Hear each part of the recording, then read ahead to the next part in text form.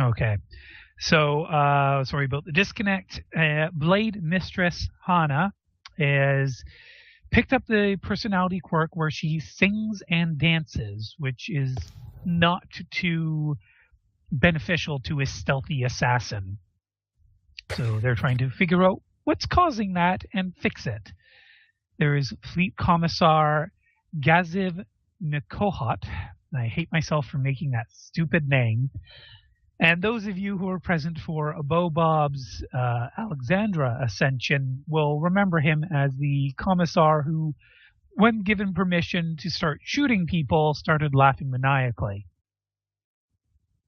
He isn't too happy here at the Convalescent House because there are no guns permitted. Sir Churjin Dalen Sa is a neurotic individual who has been unable to successfully sleep for several years now, and it has cost him a great deal. But being a excellent surgeon, or sorry, chirurgeon, however you pronounce it here in the 40K universe, the opportunity to try.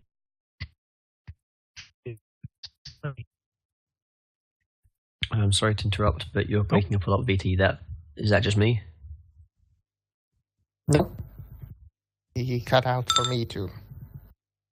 For I'm going to smack you. Thank you. All right, so you guys weren't able to hear what I was saying about Master Chirurgeon Dalen Saw? He's a very good chirurgeon, that's it. So he was able to afford coming here to the facility to try and treat his inability to sleep properly for the last several years. It's nothing medical, so he's assuming it's something psychological, and that's why he's here. Next up, we have Master Chirurgeon Colin Igna, and he is somewhat delusional. He believes himself to actually be the head of staff. Sorry, not the head of staff. The head doctor, the head chirurgeon here at the facility. So he's always constantly talking with Felicity Crowley, who is the Order Hospitaller head nurse here at the facility, to try and tell her how to do her job. She's none too pleased with that, but he is a patient, so they do their best to patronize him while also making sure he isn't the one filling out the medical orders for the nurses.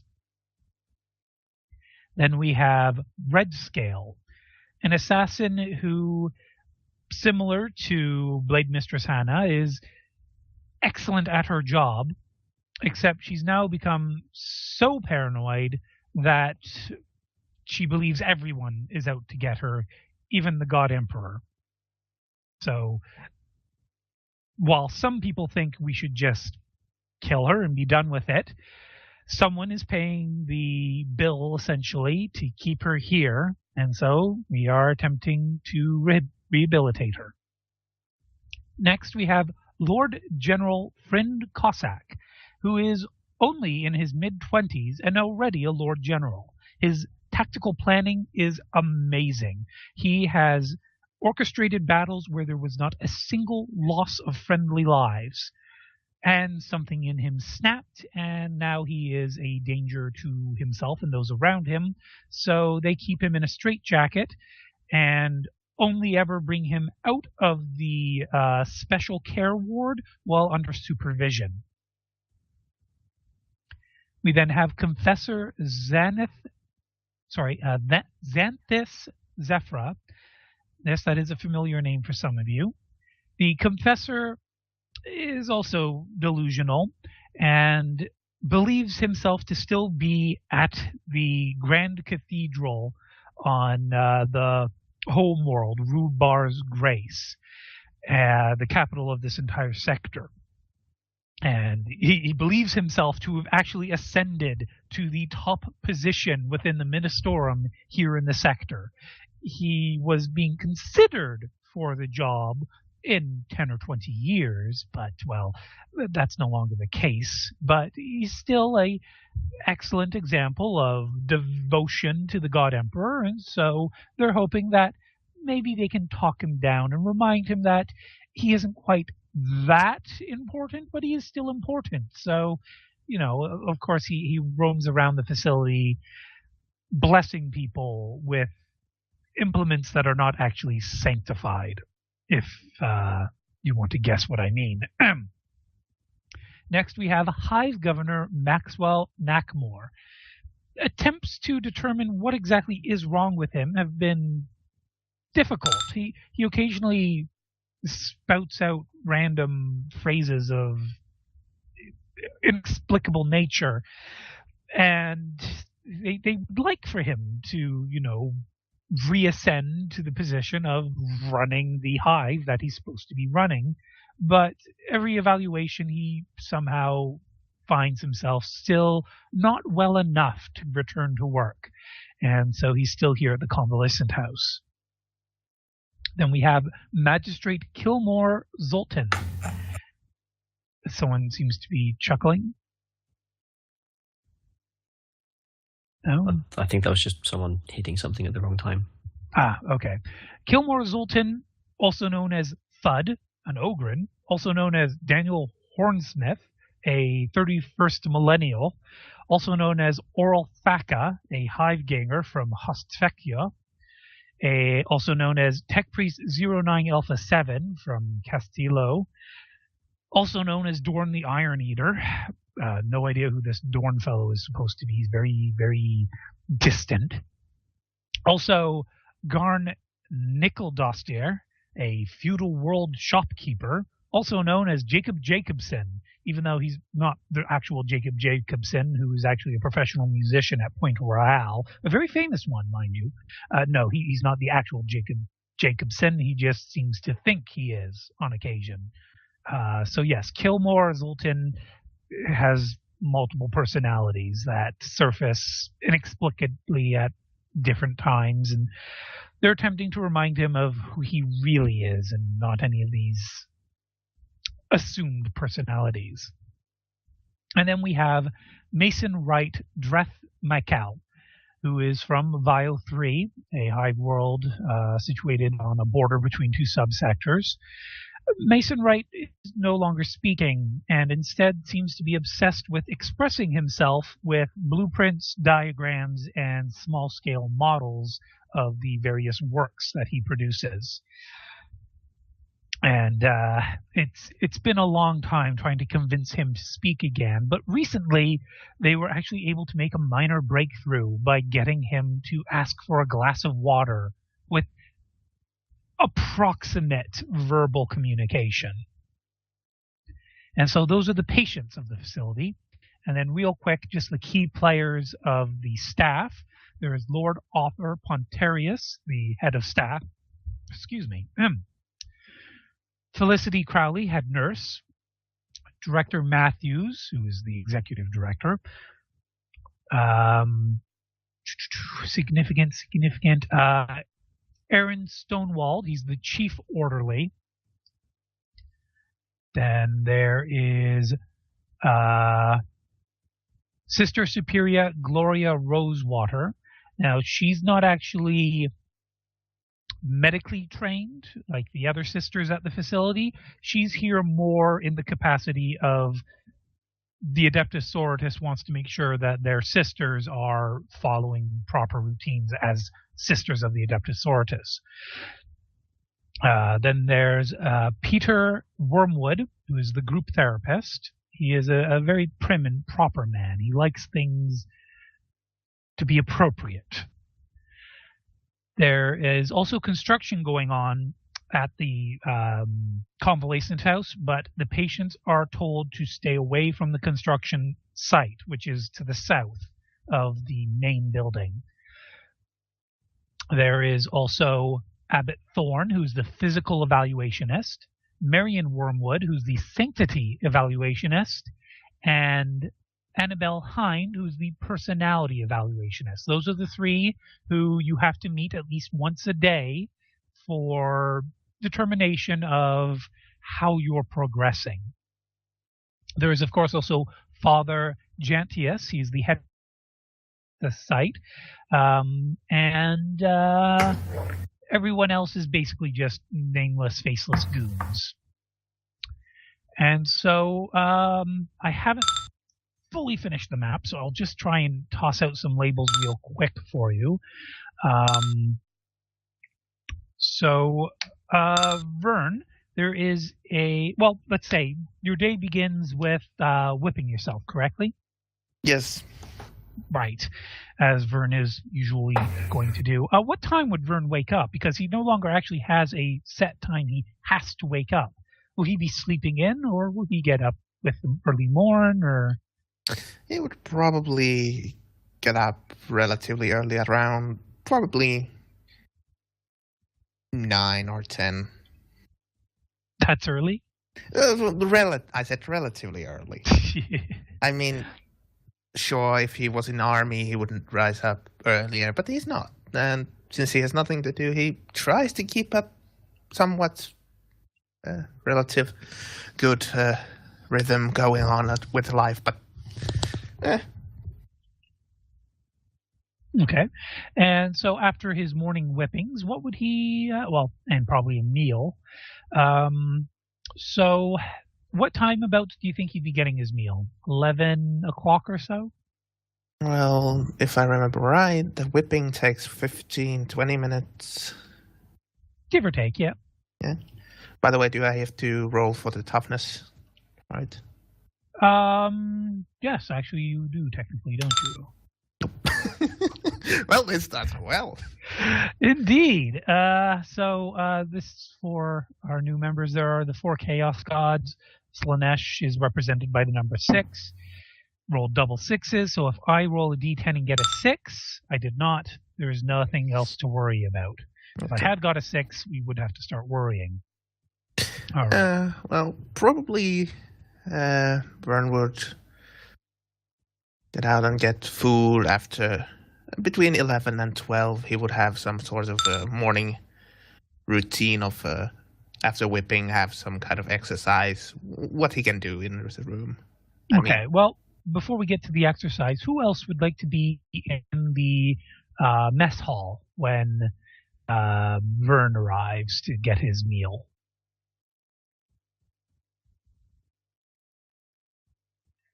Yeah, I'll be there. Really? You're not tending to the garden? I need my breakfast. I'll grab it, and then I go eat in the garden. Okay.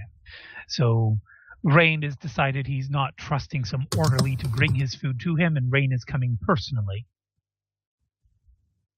Anyone else want to be in the mess hall area? I think I'll have my breakfast given to me in my room. I'll have breakfast in bed with the morning paper. Of course, this is around 11 o'clock at this point. I'll have tea with the paper. So you're still in your room, okay? Now, if it's 11 o'clock, I might be in the recreation room? Yes, that sounds good. Trooper Griffin will also be having the meal.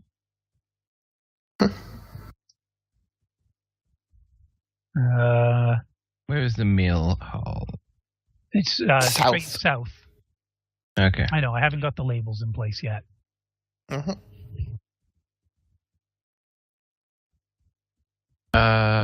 Girl would be sitting off to the side, reading a book, upside down and backwards.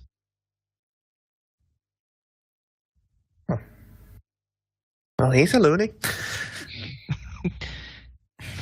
He's in the right place.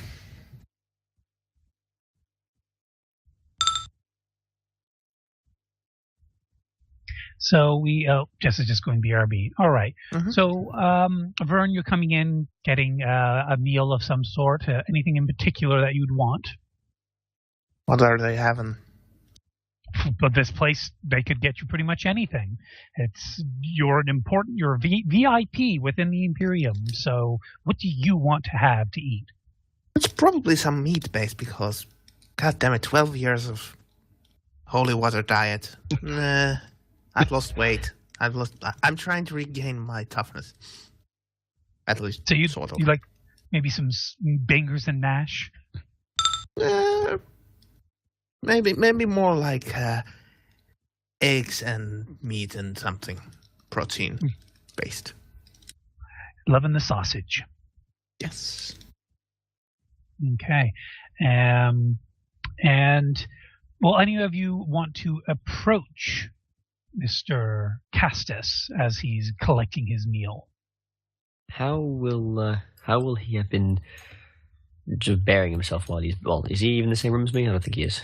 No, you're not currently in the same room. I shall But accept my move. You would have bumped into him over the past 2 years. So yeah, Frosty, let us know. How has Vern been conducting himself recently over the past 2 years? Over the past few years, mostly seclusive. I mean, mostly when in a group sessions, whining about he shouldn't be here. He has better places to be. He's okay. He can do his work. But other than that, if somebody comes to talk to him, he depends on his mood. He either somewhat listens and maybe even has a conversation, but probably just ignores. Okay. And in group therapy, it probably would have come up the whole Veda thing.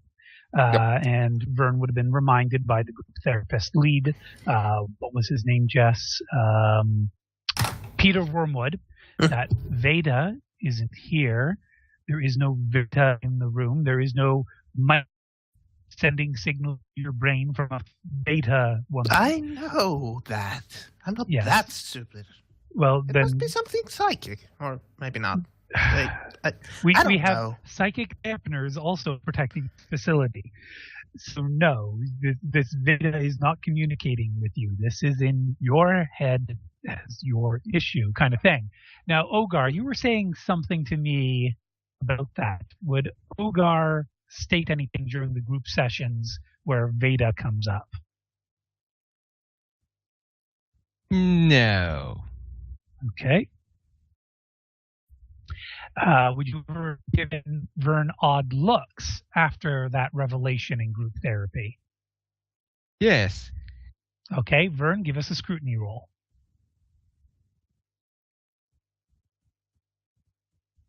Okay.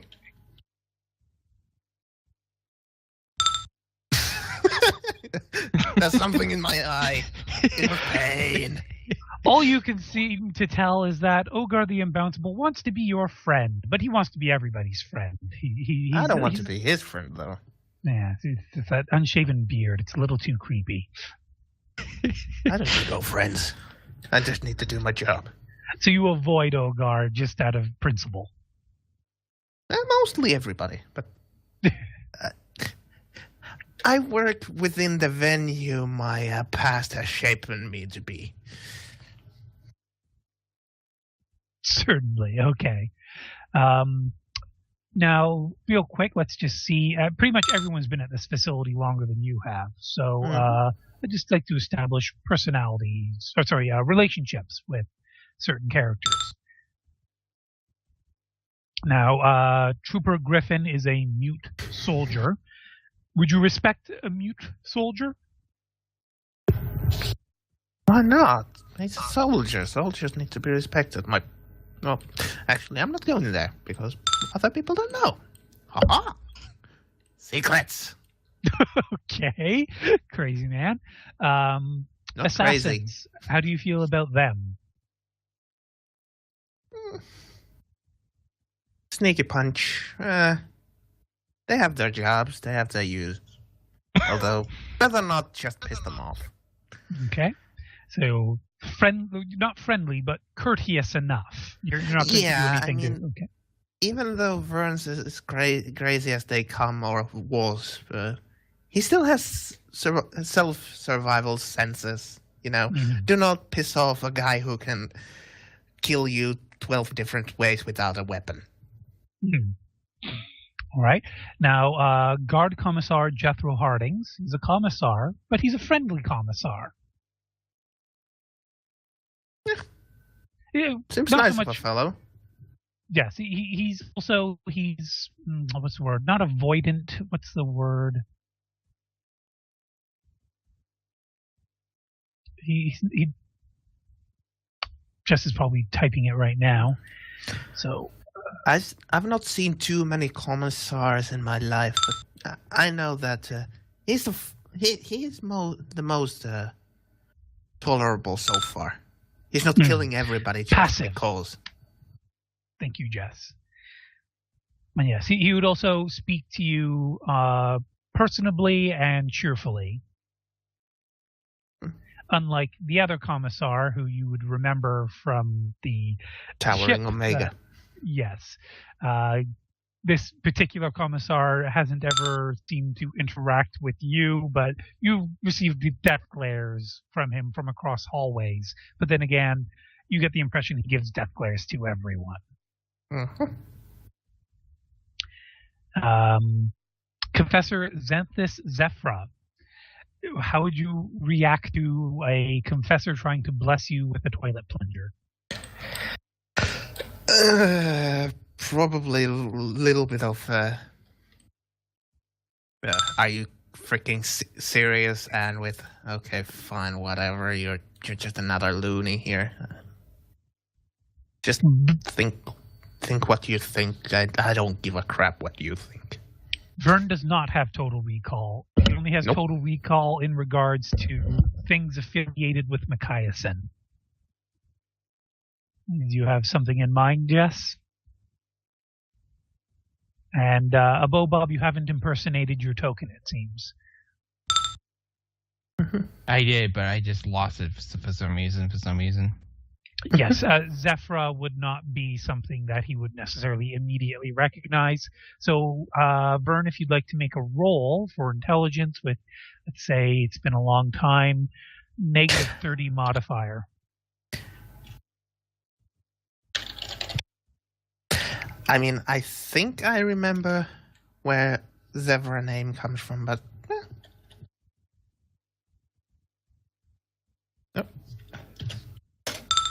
Nope. Nothing under 50 yet. Okay. There is Mason Wright Dreth, who is the architect who just very quiet, keeps to himself, building structures and drawing maps. No, it doesn't concern me. He's doing his job. I'm here to get better. Even though do I need to get better? Possibly. Okay. Actually, Friend Cossack, you would actually only have seen him in the last year or so. He may have been in the facility longer, but you've only seen him in the last year.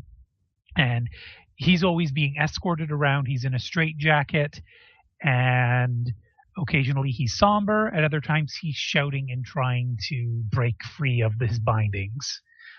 You'd avoid him, or would you interact with him? Well, at least I would be curious enough to check what the hell's going on with him. I mean, I somewhat know why some of these people are here, but not all of them. So I would at least try to figure out why he's here. Okay, give me an inquiry roll to see what you've been able to ask, and then you can also attempt a search roll if you want to be more stealthful about looking for information. Oh my. So did you want to just ask around, or did you also want to do some other legwork to find out what you can? Why not? But don't find anything with that. Okay. So yeah, Lord General Friend Cossack is quite notable for he is a savant when it comes to military tactics. This was someone who had a very promising future. They had actually hoped that he would bring this sector of space to the forefront within the Adeptus Terra, so that there's a rivalry between Quidus Rubar and what's the one where they all have facial hair? Vostroya. Vostroya. There's a sort of Vostroya sees Quittus Rubar as below them, so they don't even really acknowledge their existence, whereas Quittus Rubar sees Vostroya as the assholes that deserve to be knocked off their Pompous high goddamn pricks. horse. Exactly. So the military within the Quittus Rubar sector was putting a great deal of faith in Lord General Friend Kostak because they believed he would demonstrate to the entirety of the Imperium that the Quittus Rubar Dragoons are an excellent military force that deserves to be granted the opportunity to fight in the name of the Emperor across the galaxy. And yes, that also means maybe substantial monetary additions to the sector. But, that's just politics. This is about serving the Emperor. And by God, he does serve the God Emperor, except now he's totally gone crazy. And it seems that, when he is not being medicated, he is,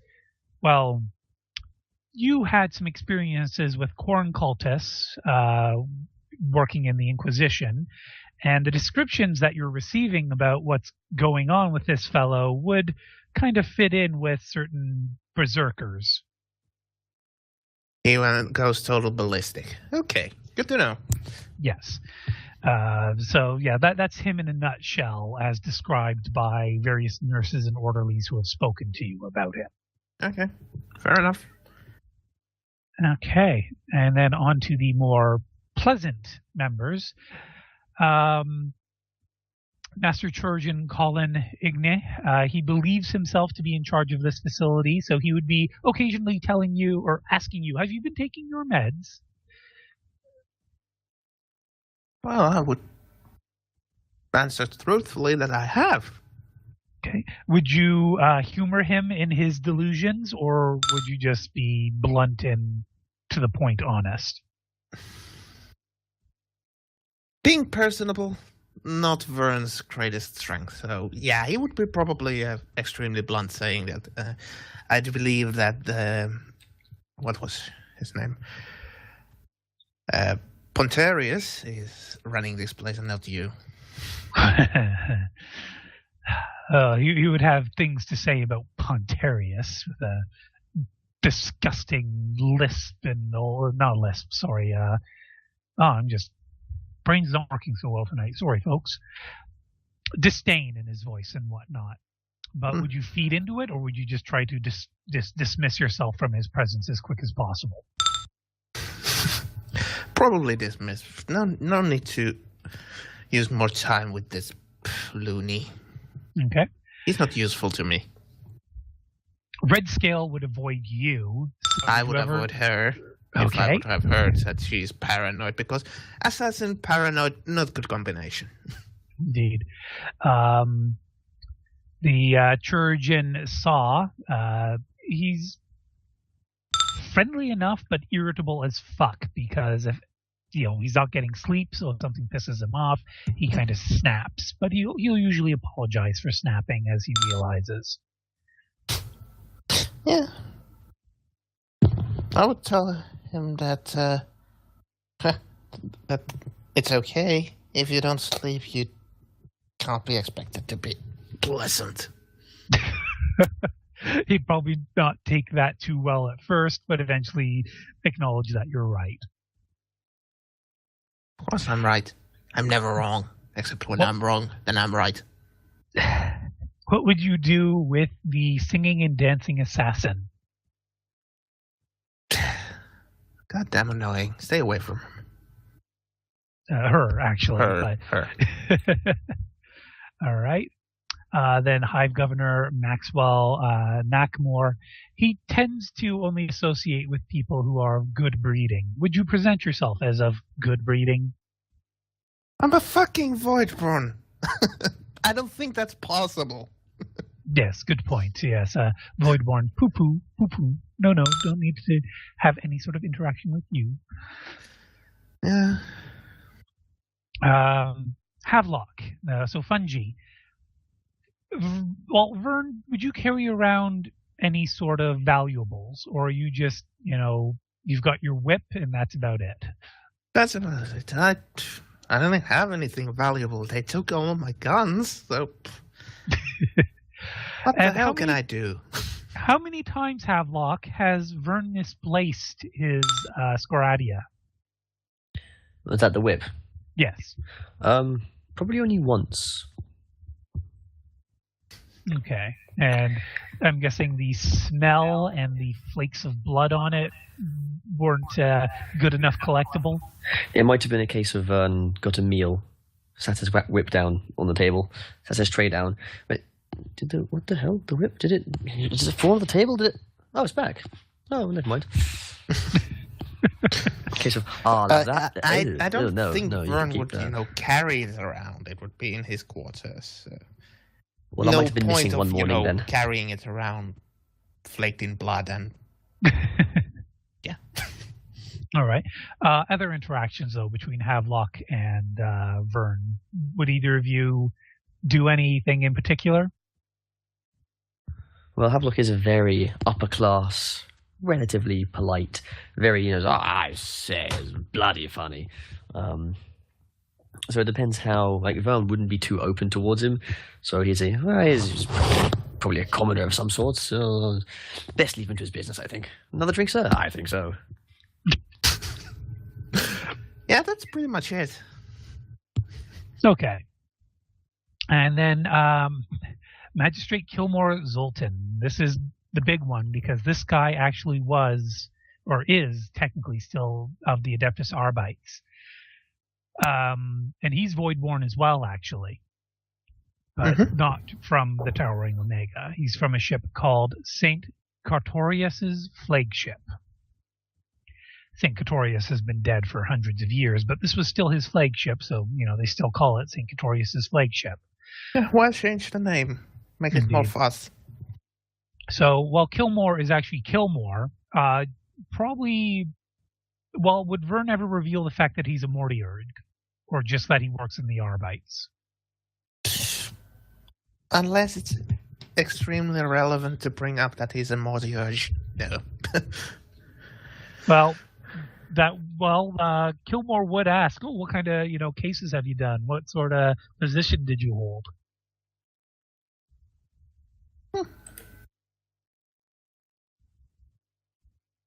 Well, probably at that point he would mention that. Fuck it. Vernus blunt as hell, so he would say it. He's a Mortiurg. All right, then that would totally sour the potential relationship they could have as professionals, and the magistrate would avoid you like fuck. I'm not here to make friends. I'm here to get better. True enough. Fuck out of here.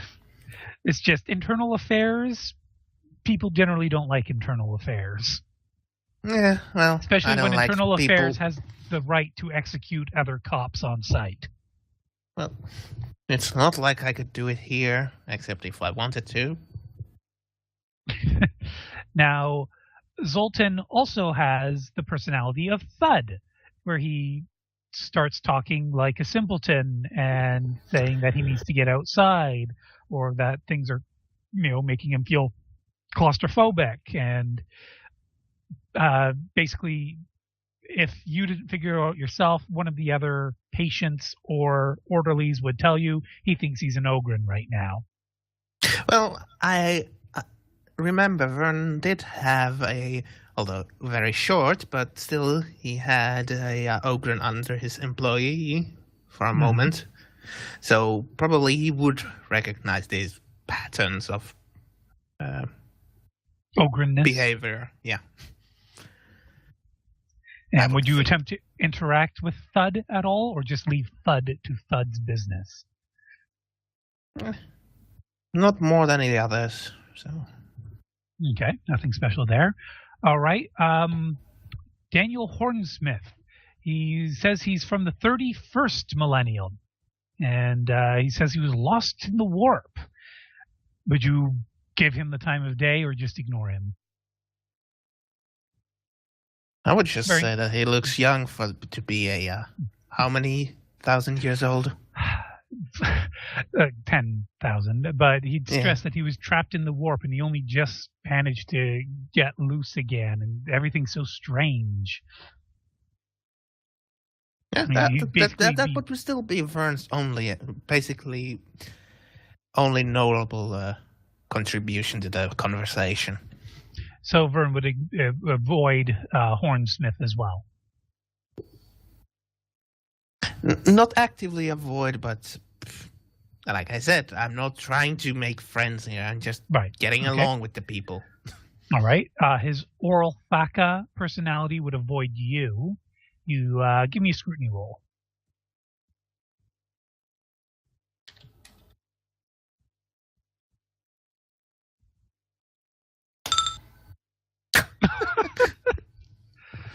Oh my goodness. Am I not typing? Now I'm typing. Okay. Oral Thaka just seems to want to avoid you. Then he also has a tech priest personality. Very beep boop, son, beep boop. He's not going to seek you out in that personality. I imagine you're not going to seek him out. Nah, I've met few too many tech priests so far. Well, not really a tech priest, but still. Indeed. Then when he's Dorn the Iron Eater, again, he'll be avoiding you. When he becomes Garn Nickeldoster, he'd actually try and ask you if you want to buy any of his wares. I would amuse him and ask what he's selling. Well, at the moment, I'm not at my shop, as you can plainly see, but once I get back, I'm going to have such a huge surplus of stock that I'm just going to have to move, so I'm going to offer you a deal. How much do you like furniture? Because I will have so much furniture, I don't even know what I'm going to do with it. I don't really use furniture. Well, that's fine, but maybe I can interest you then in some exercise implements. I do also have quite an assortment of exercise implements. And what are those would be? Oh, like weights for lifting, or, me as a human being, as GM, I don't really know that much about exercise, but he'd go on and he'd describe various rudimentary exercise devices. Mm-hmm. Yeah, well, as you can see, I'm not really into the money right now, so thank you for the offer, but no thanks. Okay, well, in that case, he'd then offer you a job once we get back to his shop. Yeah. Thank you, but no thanks. I have some other things to work out. All right. And then finally, his personality of Jacob Jacobson. Now, the thing about, what's her sing-song name? Blade Mistress Hannah. Blade Mistress Hannah can carry a tune. She's actually very, very agile and lithe, so she can dance fairly well, even for someone her age. When Magistrate Zoltan is in his Jacob Jacobson personality, he believes he can sing well, but he cannot. And generally, when he becomes Jacob Jacobson, everybody else tells him to shut up, or they leave the area where he is practicing his art. Yeah, I would be one of those who would tell him to shut up. So then probably a negative relationship then with that personality. Mm-hmm. Okay. And then, of course, with the staff members, where did I leave them? There they are. I'm just going to suggest that the head of staff is aware of you being part of the Inquisition, so he is affording you various leniency, but he will also occasionally stress to you the importance of being well. It is uncertain whether or not the head nurse, Felicity Crowley, is aware of the fact that you're with the Inquisition, but something in her eye seems to tell you that she knows. Again, she stresses the importance of being well, but unlike the Pontarius, she doesn't stress you about it. She just, if it ever comes up, she'll say, well, being well is important, but take your time. She isn't pushing you like the others are. Executive Director Matthews sees you as just another one of the patients. He's more in this for the paperwork. You don't really interact with him. You would occasionally interact with Stonewall. He is the chief orderly. Would you ever attempt to impress on him your skills in combat? Or would you just let him and his orderlies do their business their way? Well, I'm not sure what the orderlies really do. Orderlies are the physical nurses. They're the ones who, when, for example, the Lord General Cossack is going crazy, they're the ones who jump on top of him, okay, pick him up. Okay. Yeah. I really don't need to show. I know what I'm capable of, so fuck do they need to know? Okay. So personality-wise, though, you probably detect from him a certain sense of familiarity in that he's a very disciplined individual. Mm-hmm. Okay. Let's see.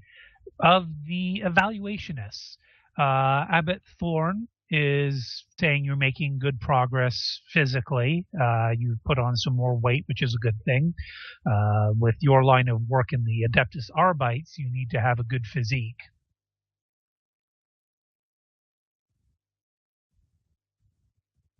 Well, there's nothing to add to that. Oh. Okay. Sanctity Evaluationist would be constantly saying that she's seen a great deal of sin in your past, but something about the day you arrived, you always seemed much more pure than what your aura seems to suggest to her, which implies to you she's a psychic. Mixed feeling about those. And then Miss Annabelle Hind is actually a new addition. The original personality evaluationist was, some events transpired where about 2 months ago, the last personality evaluationist, after they recovered from the medically induced coma, decided they didn't want to work here anymore.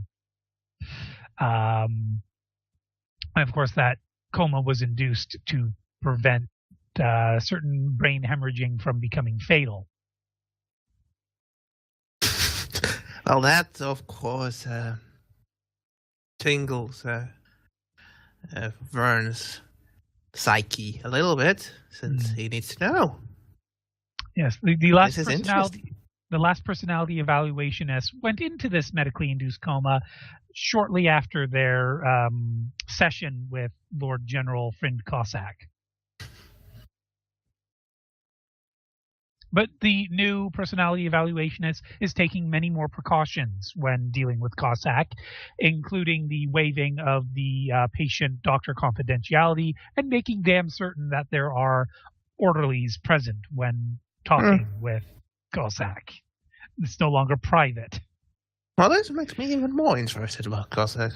How is he capable with fucking... he's in a straitjacket and he's still beating up people. It's interesting.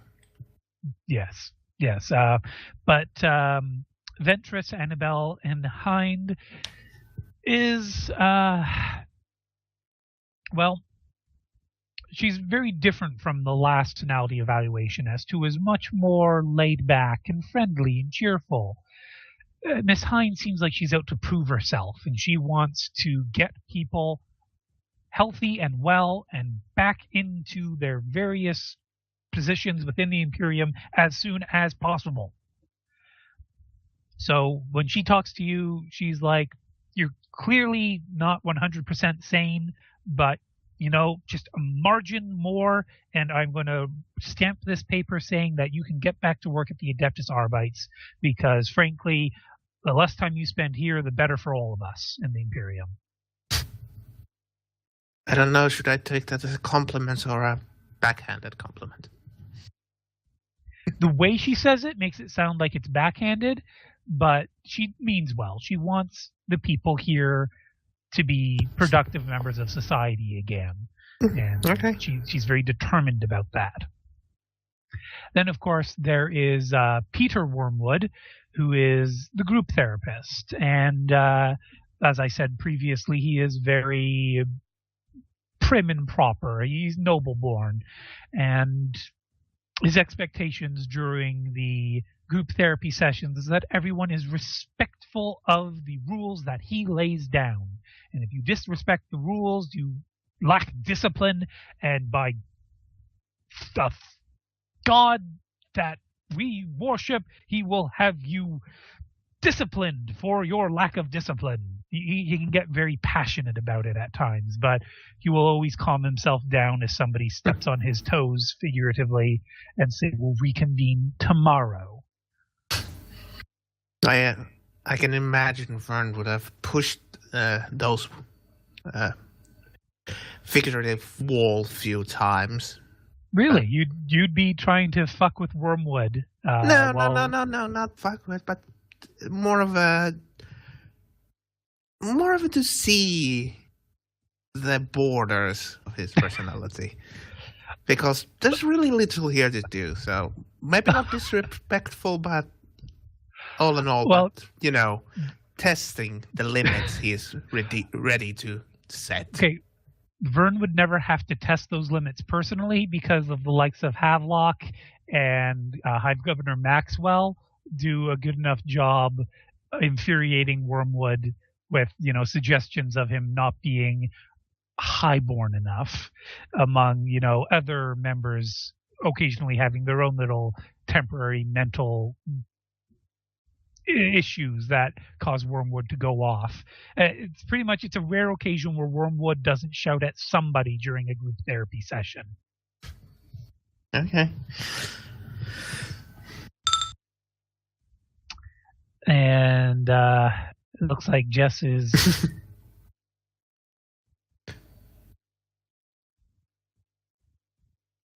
apparently there's a janitor, Steve, who is depressed.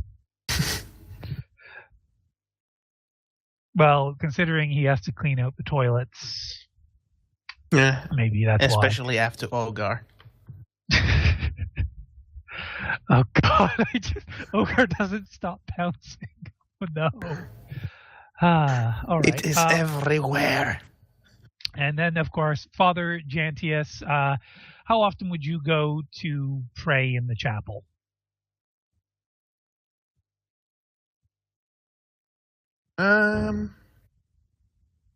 Well, Vern is relatively religious, like every Imperial citizen, so maybe not daily, but at least once a week. Okay, so the confessor would attempt to encourage you to visit more often, but wouldn't stress the matter, as he's been told that people are to kind of recover in their own time. Well, it's a miracle can't speak.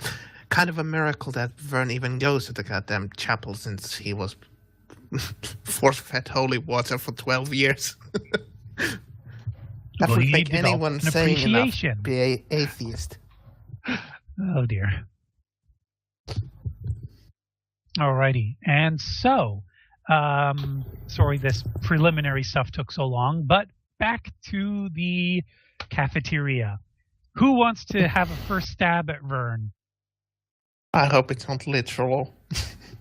Well, Rain was breathing heavily on your back a moment ago. Or is, Joe, are you here or are you AFK? I'm here. Okay, Hello. you were breathing heavily down Vern's back. A moment That was ago? actually a joke thing when he was talking about his thoughts on assassins. Okay. So then, of those assembled, Oh, by the way, I'm going to stop the recording here. oh, God damn you! All right, just a moment, folks.